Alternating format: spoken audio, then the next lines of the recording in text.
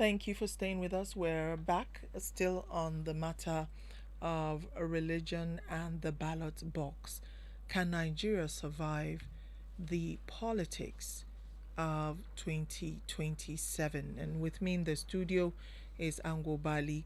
Of course, we're hoping that we'll still be able to connect with Reverend HAYAB, even if it's just for 5 minutes, so that he can speak to us.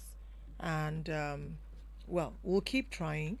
And once we're able to connect with him, please just bring him in and then we'll go on.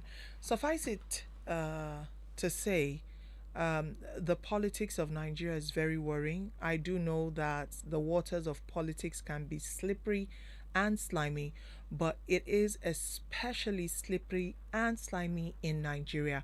And you must, in a situation like this, if you're a lover of this country, think about what the end goal is. Because if you're using insightful and inflammatory commentary like this in a country where a lot of people... Reverend, I hear that we're connected. Good evening, sir. Thank you. How are you? You're welcome, Reverend. Thank you so much. I wish I had more time to introduce you properly, but I do also know that you are a household name. So we're talking about religion and the ballot box, whether or not Nigeria can survive the politics of 2027, the rhetoric, serious and insightful, and we're worried about what is going to happen. Please, your thoughts on the statement from Sheikh Jingir in Kano during the recent mass wedding that held there, and of course the mien of the governors who were seated in that meeting at that time. Thank you very much.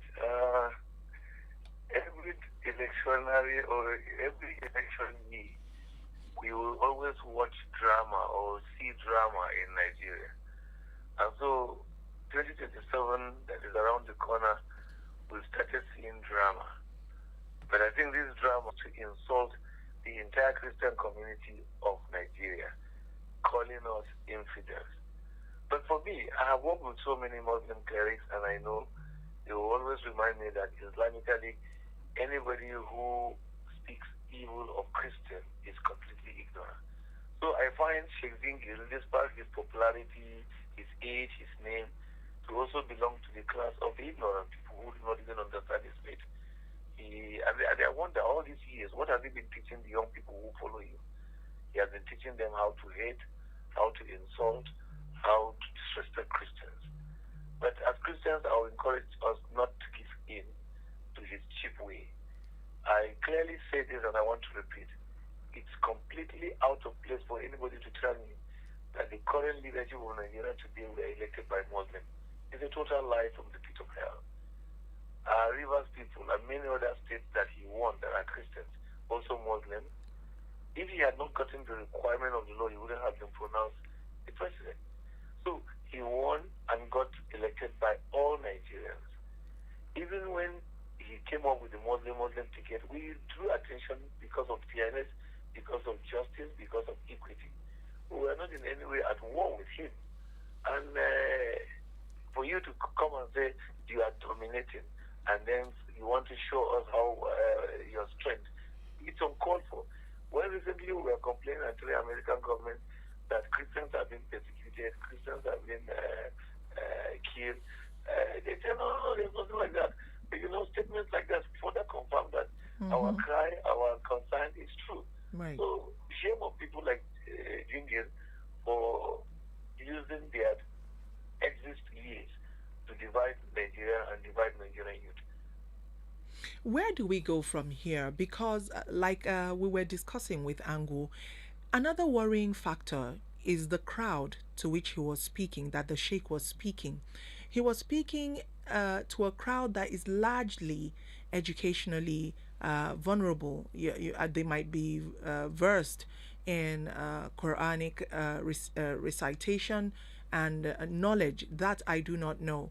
But I'm talking of the more formal aspect of education that, that we use in calculating our indices educationally. Nigeria has a very high illiteracy rate when it comes to this, and it has become a cause for concern. Now, speaking to people like that with this kind of rhetoric, do you think that we would even have a violent, free, and cohesive society after 2027?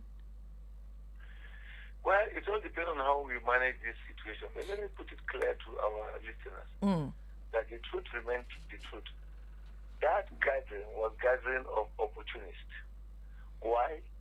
If today you cannot on your own go and look for a wife, pay her dowry, prepare a wedding and marry her so that you will live a responsible family life, you will wait for government to give money for dowry and pay certain things, then you are married. You can know that that's not even marriage.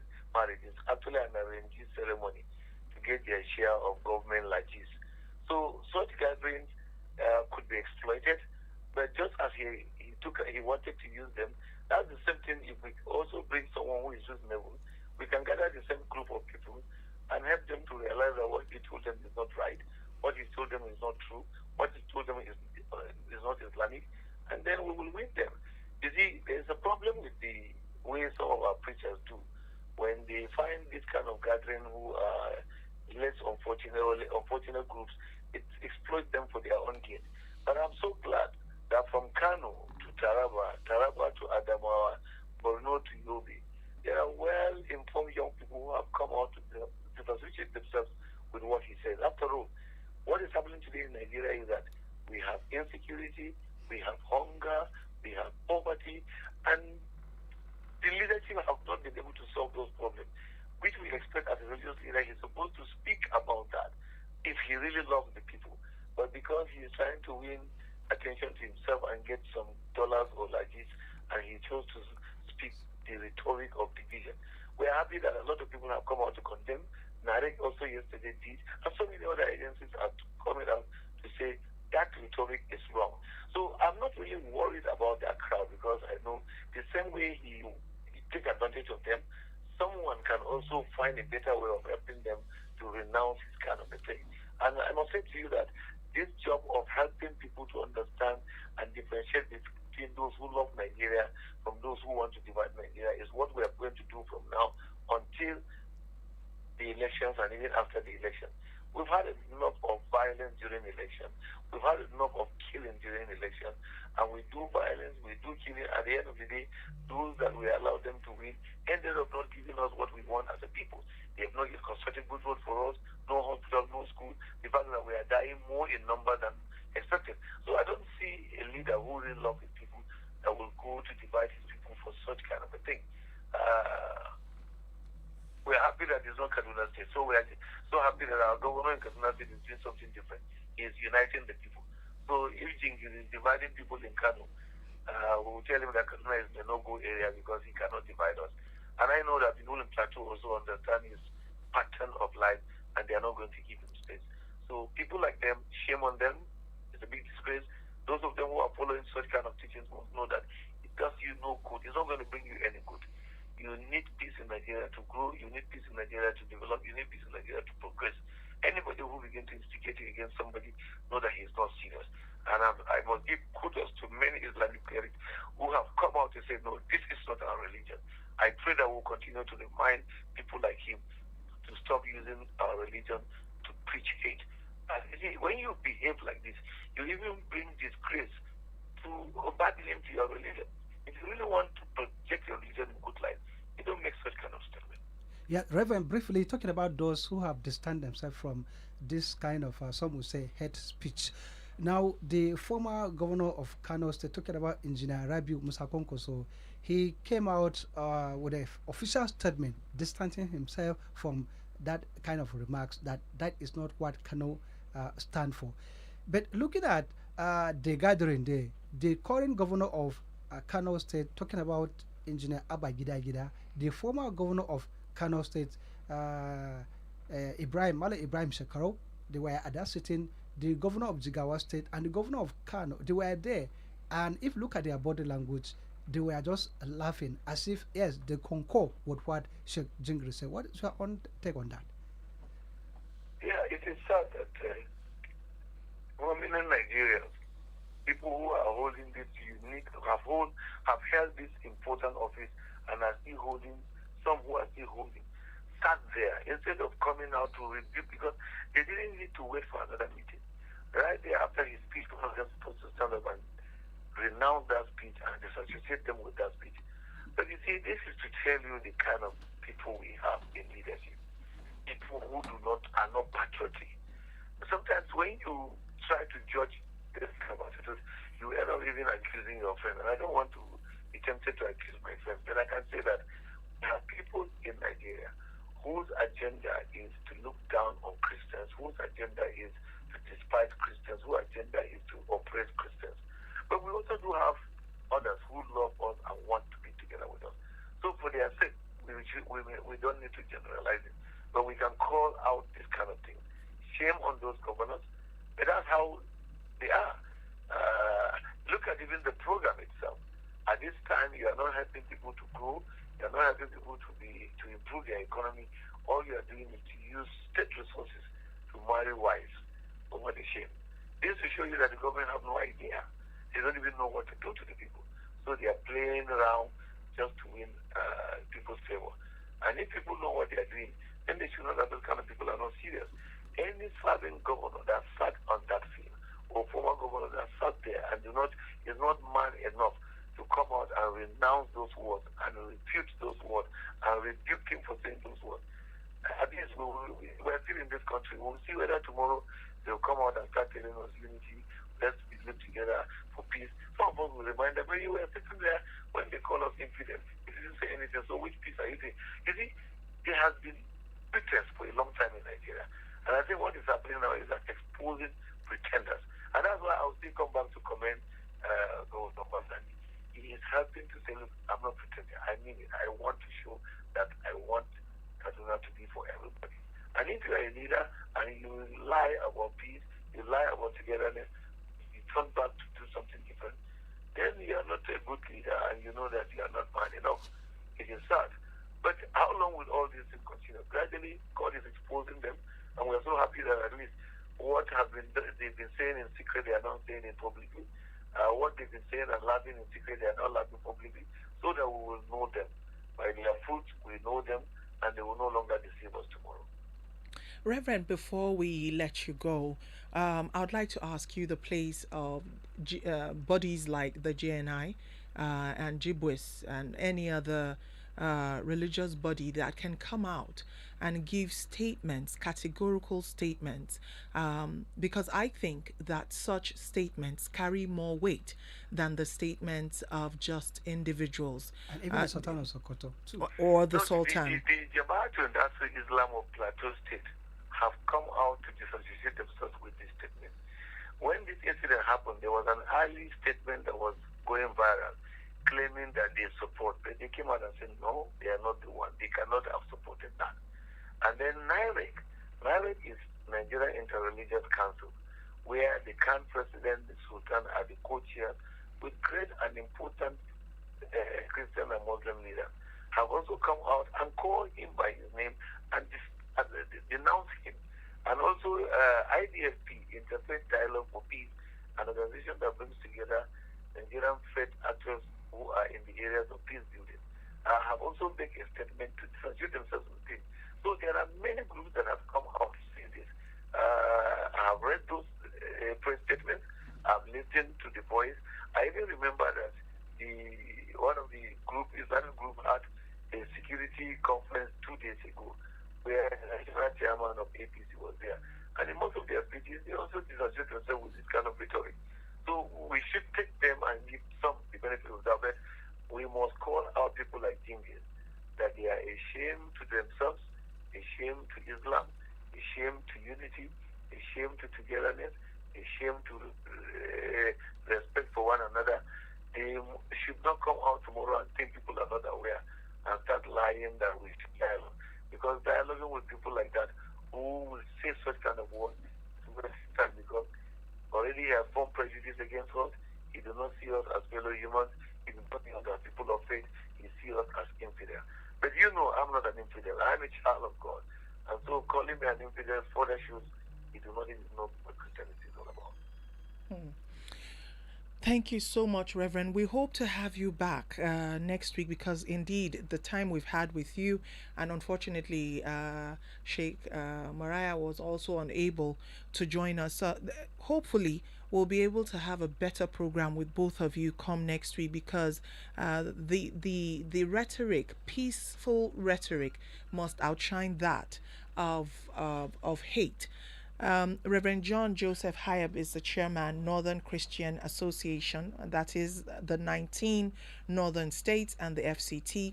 He is also the country director for Global Peace Foundation Nigeria, which promotes interfaith reconciliation, alternative dispute resolution with its core vision of one family under God across the country. Reverend J.J. HAYAB, thank you so much, sir, for joining us for this few minutes. Thank you for having me, and I pray that God will unite our country. Amen. And give us a peaceful election. Amen. Thank you so much, sir. All right, sir. All right. All right, Ango, and with that, we've come to the end of the program today. Unfortunately, because of all the hassle we had with the phone lines, we are unable to open up to hear from you. But I tell you, the program continues without doubt.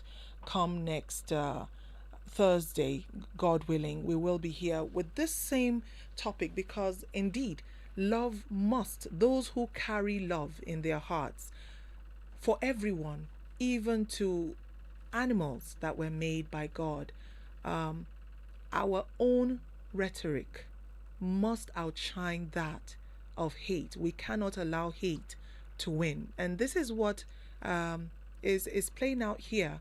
And so wherever you are listening, even at this time, and even those who are calling now, they should be patient next week. Next week. Yes, we're having callers. I see. It is indeed a very, very touchy subject, and we've come to the end of it. So we have to go. Ango, boy, your last line. Yeah, Jackie, the responses, their announcement, and all, they have been very, very interesting. I've been watching some on national television and all that. And just like the concluding thought of Reverend Joseph HAYAB, we know who we are. Those who are trying to divide us, we should not allow them to divide us. Those who take advantage of religion being an opium, using the masses. If we are enlightened, educated, the radio, part of the responsibility of the radio function is to educate and enlighten the people, and that's what we are doing now. We are educating and enlightening them that they should not be allowed to be that vulnerable bracket. So the more we continue to talk this, the more we get better. Yes, the more we'll get better. A better election. You use state resources to marry off people. What are they going to eat? How have you empowered them to take care of each other? And they not continue to be the poverty capital of the country. With talking about out of school children, they're not dominating. How are the governors trying to solve this problem? They are not, but they are trying to see how they get have the highest number of election. But how do you bring that? Use it a means to an end. How do you use the election, those who come to power, using that number of votes to be able to solve their problem? Well, we really do look forward. The same circle should not continue. We look forward to a day when state resources will be used for the people, truly to empower people for the long run. Jackie, I was listening to the Governor Adeleke. He said when he came on board, Osun was number 13 in NECO and WAEG, but he swung into action to see how this kind of record is dropped. And today, Osun is number 7 on WAEG and NECO. This is why we should be looking forward to northern governors. The North we have things to do. We have real things to do, and do it we must. Have a great evening, remain victorious, and join us again when we come your way next week, Thursday, God willing. Until then, Namasani. Bye-bye. Good evening to you. Yes. And to all our listeners.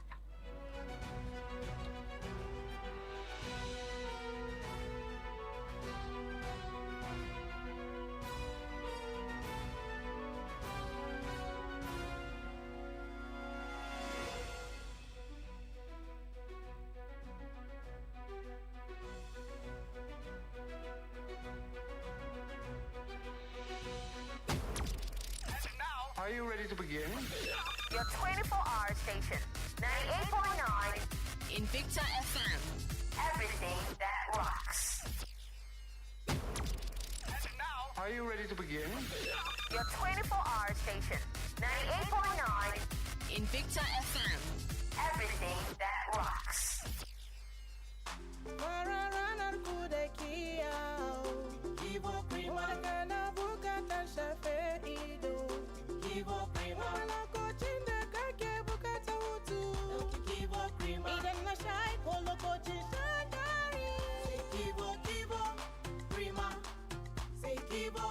Lokacin jin daɗi sai Kivo Krima. Idan na sha ko lokacin shan dari sai Kivo.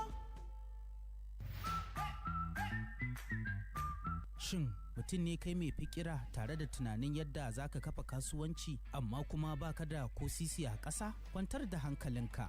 Muna gabatar maka da Bill Station Business Loan, tsarin da za ka iya cin bashi daga Bill Station domin kafa kasuwancinka. Kana daga bisani bayan ka kafa da kasuwanci ka biya wannan kuɗi da kaɗan-kaɗan. Me kuke jira?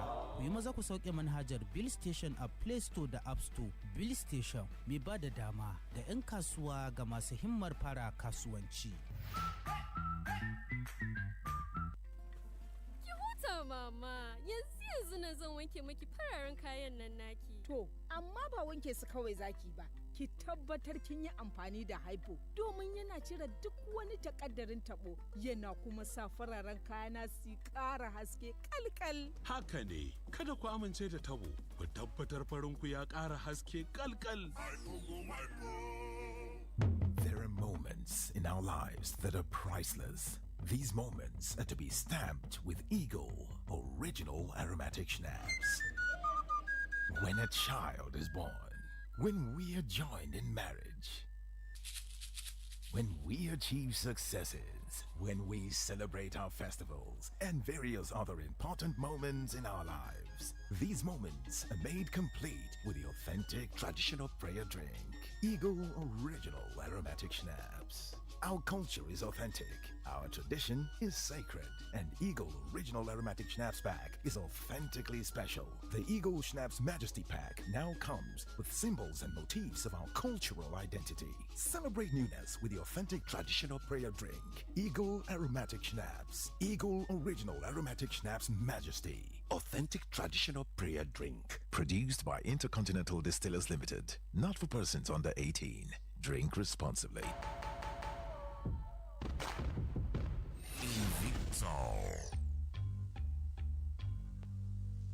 Nigeria yìí tí gbogbo wa ní kó má gbọ́dọ̀ bàjẹ́ torí kò sí ibòmíràn tí a lè lọ àjò lè dàbí ilé ẹ jẹ́ ká sowọ́pọ̀ ká fìmọ̀ ṣọ̀kan gbé kémi gbé.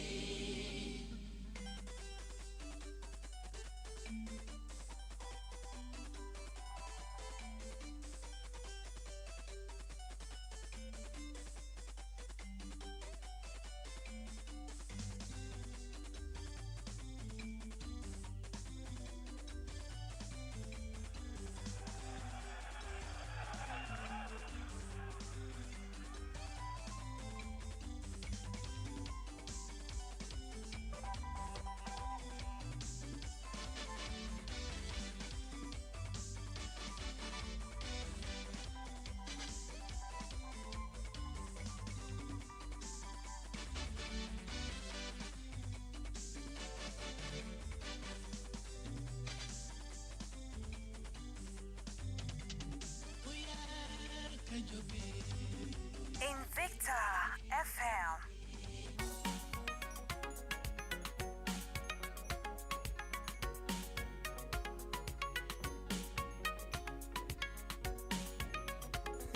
Hey, my friend, time now money. Make you not play with your work.